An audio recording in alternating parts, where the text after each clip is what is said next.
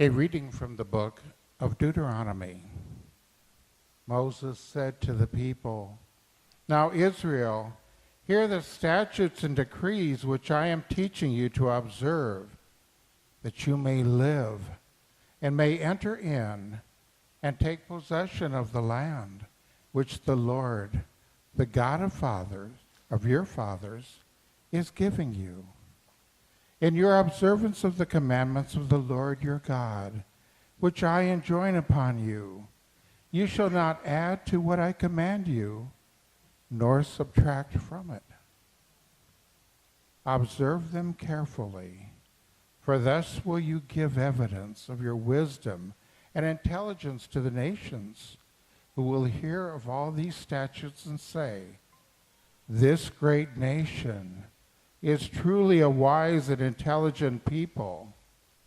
For what great nation is there that has gods so close to it as the Lord our God is to us whenever we call upon him? Or what great nation has statutes and decrees that are just as this whole law, which I am setting before you today?" The word of the Lord. Thanks be to God.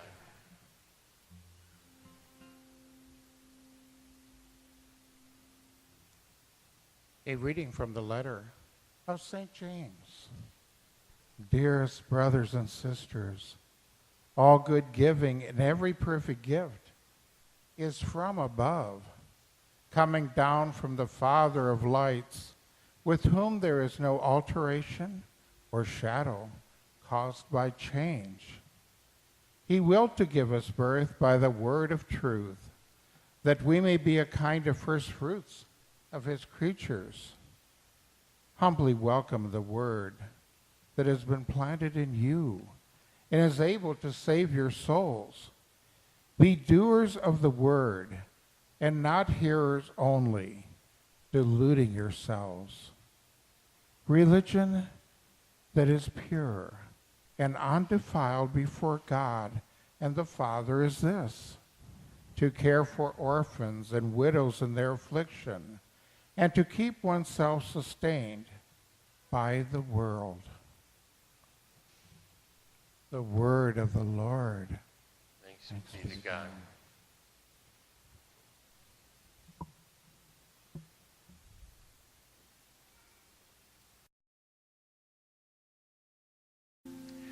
The Lord be with you. And with your spirit. A reading from the Holy Gospel according to St. Mark. May the words of the Gospel be in our minds, on our lips, and in our hearts. When the Pharisees with some scribes who had come from Jerusalem gathered around Jesus, they observed that some of his disciples ate their meals with unclean, that is, unwashed hands. For the Pharisees, and in fact all Jews, do not eat without carefully washing their hands, keeping the tradition of the elders. And on coming from the marketplace, they do not eat without purifying themselves. And there are many other things that they have traditionally observed: the purification of cups and jugs and kettles and beds. So the Pharisees and the scribes questioned him, "Why do your disciples not follow the tradition of the elders, but instead eat a meal with unclean hands?" He responded, "Well did Isaiah prophesy about you hypocrites, as it is written, 'This people honors me with their lips, but their hearts are far from me. In vain do they worship me, teaching as doctrines human precepts.' You disregard God's commandment, but cling to human tradition." He summoned the crowd again and said to them, "Hear me, all of you, and understand. Nothing that enters one from the outside can defile that person, but the things that come out from within are what defile. From within people, from their hearts, come evil thoughts, unchastity, theft, murder, adultery, greed, malice, deceit, licentiousness, envy, blasphemy, arrogance, folly. All of these evils come from within, and they defile. The gospel of our Lord.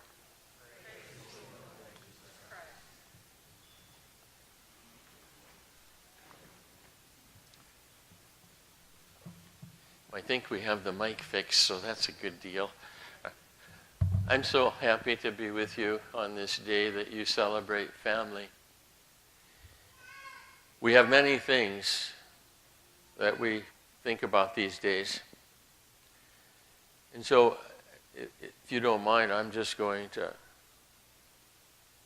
talk about the things that have been on my heart.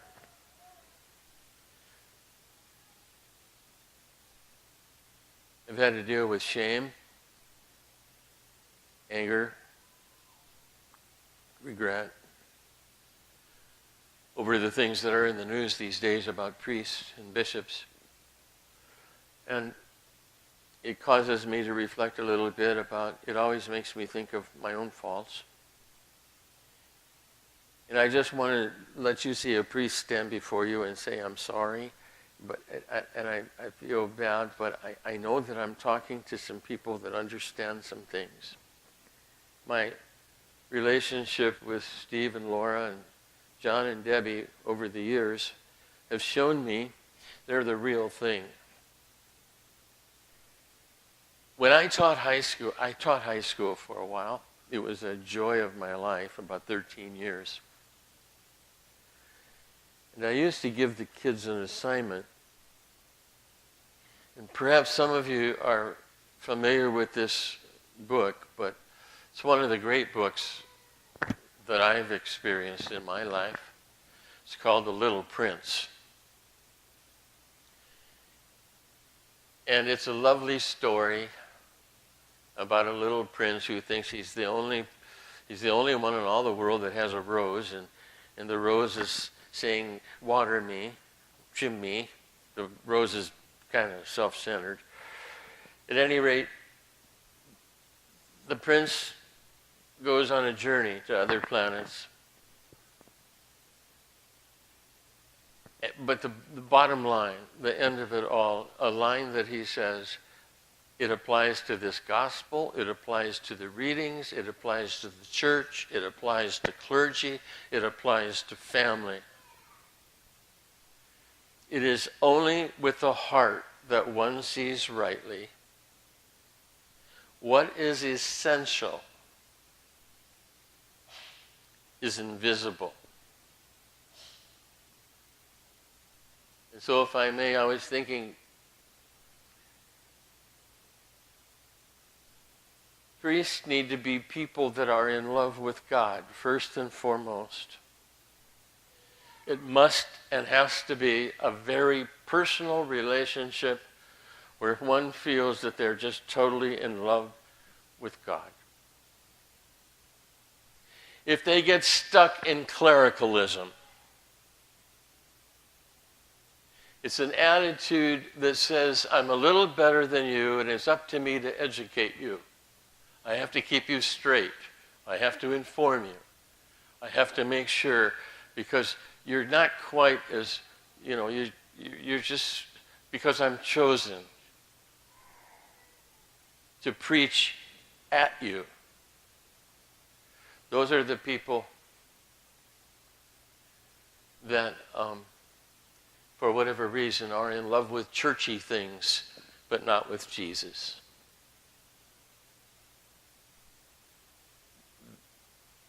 This always has bothered me. They love fancy places and synagogues.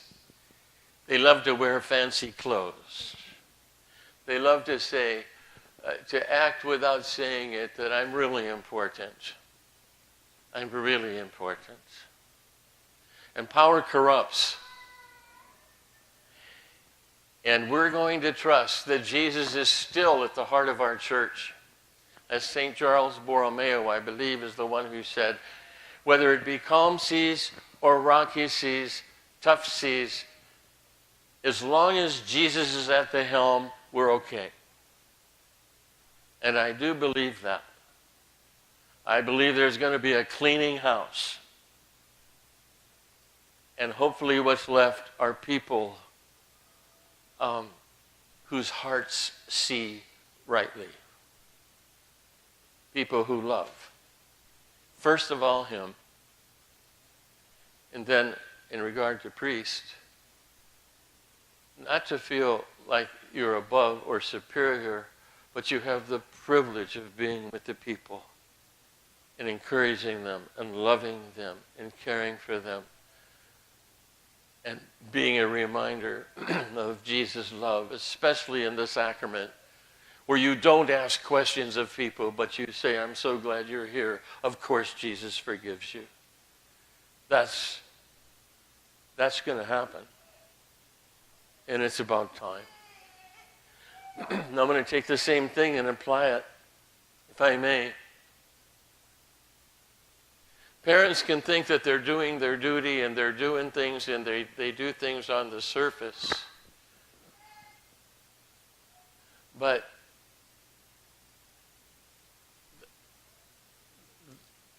the kids will know, and spouses know,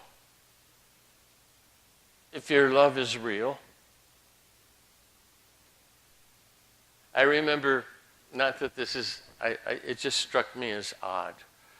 I remember couples that on Saturday, I was in a parish where couples on Saturday gave their kids money and said, go to the Westroads. That's okay, I guess. But I think it'd be neat, and you would understand this. Hey, what are we going to do today? Well, first we're going to clean house. And you're going to do your chores.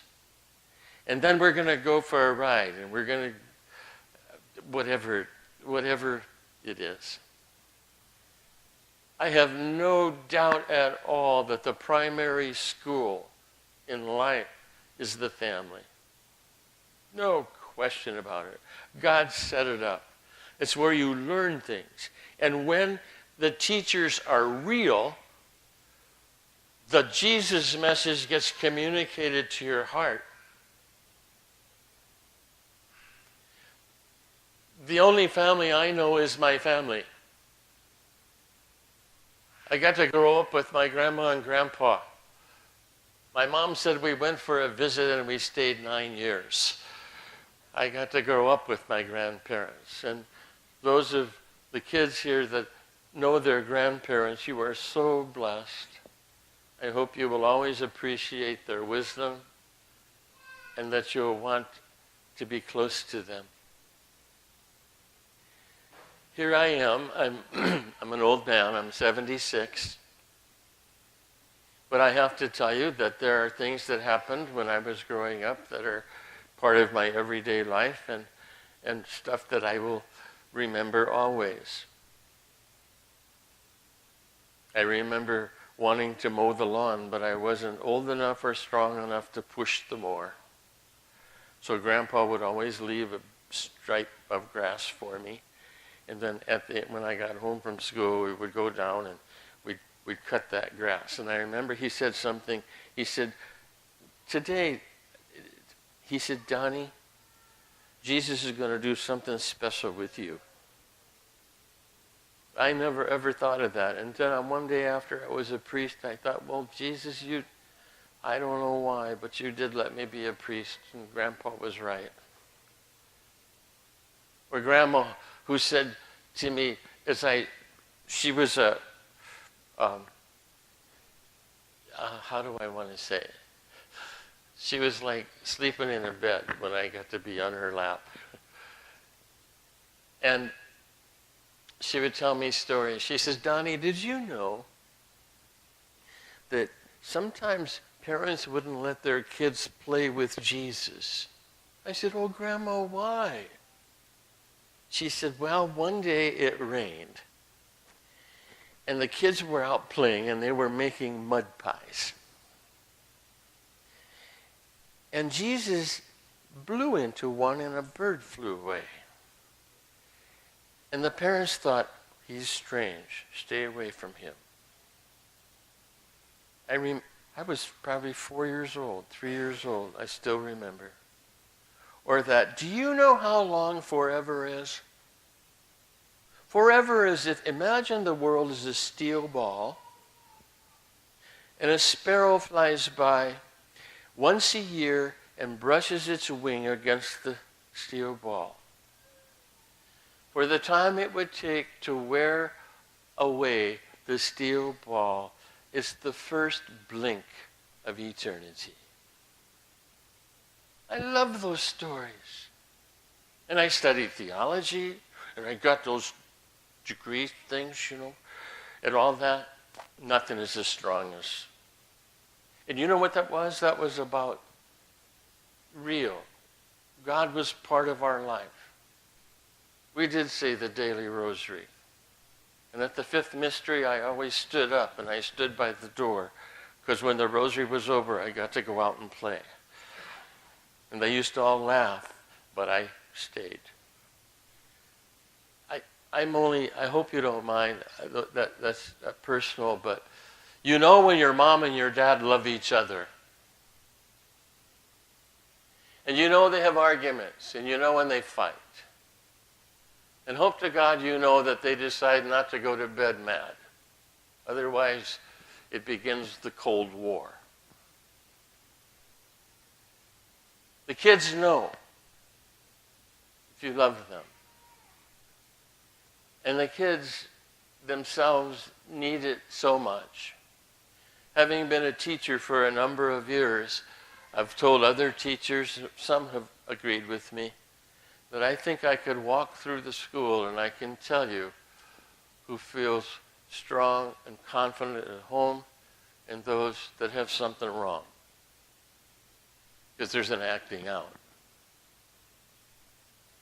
So today, as we celebrate family, Jesus is the one who said, it's not those external things. It's not that if I do this and I do this and I do this and I let everybody see how faithful I am and all of that. That's not religion. Religion is love. Loving him and him letting us love him. Recognizing that he is totally in love with us and that he wants us to let him love us. And to not let anything be more important. I studied the readings today, and they all come to that same conclusion. But Jesus especially, it's not what's on the outside, it's what's on the inside that matters. So, we are human beings, we are sinners. That doesn't matter because he loves us. And he empowers us. And he wants us to be happy. And he wants us to play with the world that he's given us, but to do it together. You live in a society, and we live in a society where it looks like there's not much emphasis placed on the importance of family, but you're placing importance on it, and you are very much in tune with the Lord. So today, may this be a day that each of us can renew ourselves and remember that it is only with the heart that one sees rightly. What is essential is invisible to the eye.